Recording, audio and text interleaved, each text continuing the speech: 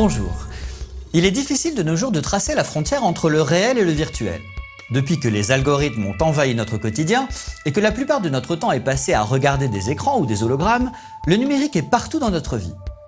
Alors qu'avant le réel et le virtuel étaient vus comme deux opposés, à présent la distinction devient de plus en plus floue, comme le montre l'expression jadis oxymorique, réalité virtuelle. La réalité virtuelle, comme son nom l'indique, consiste à immerger une personne dans un monde différent, souvent totalement déconnecté de tout élément réel. Les exemples les plus connus se situent dans les jeux vidéo, où le joueur peut incarner un personnage évoluant dans un environnement totalement créé par des algorithmes. Cette idée est assez ancienne, la première machine de réalité virtuelle ayant été inventée en 1962.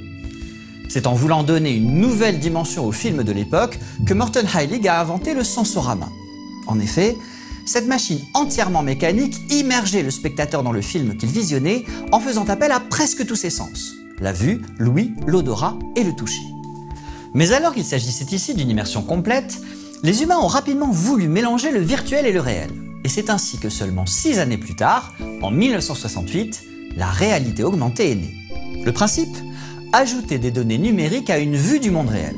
Cela peut se faire de plusieurs façons différentes. La méthode la plus connue consiste à superposer les données à une vision directe du réel, par exemple par l'intermédiaire de lunettes transparentes dont les verres affichent des données. C'est ce que faisait le premier casque de réalité augmentée, l'épée de Damoclès, inventé en 1968 par un ingénieur en informatique américain. Il matérialisait pour son utilisateur un cube flottant dans la salle, ce qui était impressionnant pour l'époque. C'est grâce à de nombreux capteurs que cette technologie pouvait fonctionner, car les algorithmes devaient connaître les différents paramètres, comme la position de la personne ou l'orientation de son regard, afin de connaître l'angle sous lequel afficher les éléments virtuels. À l'opposé de cette technique relativement complexe, une autre méthode très répandue était de proposer une vue indirecte, par exemple à travers l'écran d'un smartphone, sur lequel des algorithmes ajoutaient des éléments virtuels. Le principal avantage est que le procédé était plus simple et moins intrusif. Il suffisait d'un appareil disposant d'un écran et d'une caméra pour le mettre en place. En effet, les algorithmes nécessitaient beaucoup moins de capteurs. Ils utilisaient des techniques de reconnaissance d'image pour suivre les mouvements en trouvant des points de repère. Certains appareils moins puissants s'appuyaient sur des cartes illustrées pour se repérer plus facilement. La dernière méthode courante était, au lieu de proposer une vue augmentée à l'utilisateur, de modifier directement l'environnement. C'est un aspect que nous connaissons bien maintenant avec tous les hologrammes qui nous entourent. Il y a un siècle, il s'agissait principalement de projeter les informations sur certaines surfaces et de permettre aux passants d'interagir grâce à des capteurs positionnés dans la zone. La réalité augmentée a permis aux humains de faire sortir le monde virtuel de leur ordinateur et de le concrétiser. C'est ainsi que les Pokémon, créatures virtuelles créées en 1996 dans la série de jeux vidéo du même nom, ont pu apparaître dans le monde réel via le jeu Pokémon Go. Cette expérience de réalité virtuelle faisait apparaître les petits monstres en les ajoutant sur les images de la caméra intégrée au smartphone. De plus, le décor du jeu n'était autre que le monde réel dans lequel les déplacements du joueur étaient reflétés grâce au GPS qui détectait sa position. Cela permettait de donner le sentiment au joueur que les Pokémon étaient réellement présents autour de lui, un peu partout dans son quartier.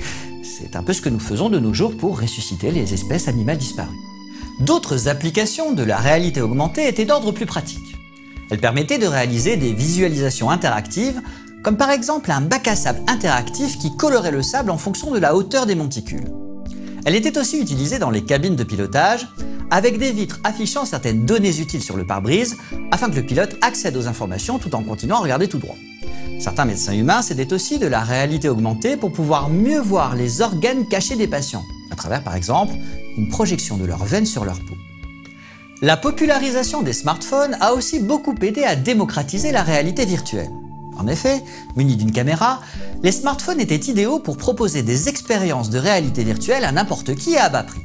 C'est ainsi qu'à l'époque, les humains ont pu voir s'afficher autour d'eux des informations sur les points d'intérêt les plus proches, lire facilement des panneaux étrangers grâce à une traduction automatique, tester le visuel esthétique de lunettes ou d'un maquillage, voire transformer leur bureau en véritable terrain de guerre. Cela a permis aux investisseurs de prendre conscience du marché offert par ces technologies. Malgré quelques essais ratés, les développements dans le domaine de la réalité virtuelle ont permis à plusieurs casques de sortir pour le grand public en 2016, dont les plus populaires étaient l'Oculus Rift et le HTC Vive. En parallèle, Microsoft développait le HoloLens, un casque de réalité augmentée. C'était le premier casque offrant une qualité d'affichage assez élevée pour avoir des utilisations concrètes, que ce soit des applications qui s'affichent sous la forme de fenêtres flottantes, des jeux vidéo comme Minecraft rendu réel, ou même des holoconférences où l'on pouvait virtuellement téléporter ses amis près de soi.